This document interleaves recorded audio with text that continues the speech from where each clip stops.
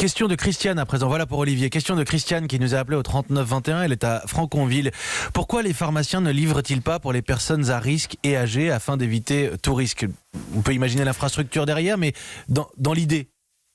Alors écoutez, c'est déjà des choses qui étaient en place avant le coronavirus. Des personnes âgées, des personnes qui ne peuvent pas sortir de chez elles. Souvent, le pharmacien choisissait ses patients et leur délivrait des médicaments. Là, en cette période, c'est vrai qu'il serait compliqué que les pharmaciens livrent toutes les personnes fragiles ou toutes les personnes âgées. En revanche, il existe des services de livraison à domicile de médicaments. Ensuite, lorsque vous allez à la pharmacie, il est possible de passer un petit coup de fil pour éviter d'y aller au moment où il y a le plus de monde.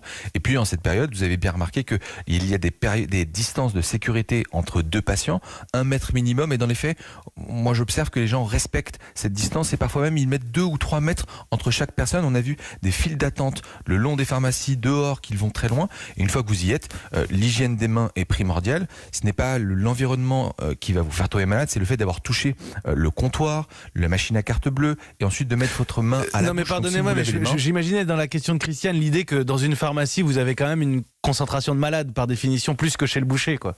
Oui, mais vous avez mis une distance de sécurité. Si vous avez 1 ou 2 mètres entre chaque personne et que la personne ne vous touche pas dessus, le virus ne circule pas dans l'air, c'est nous qui le faisons circuler. Donc vous limitez les risques, vous vous lavez les mains en rentrant à la maison et vous limitez la casse. Et bien sûr, pour des personnes très sélectionnées, le pharmacien peut dépanner et puis la solidarité peut aussi rentrer en œuvre. Votre voisin ou quelqu'un peut peut-être aller chercher les médicaments pour vous.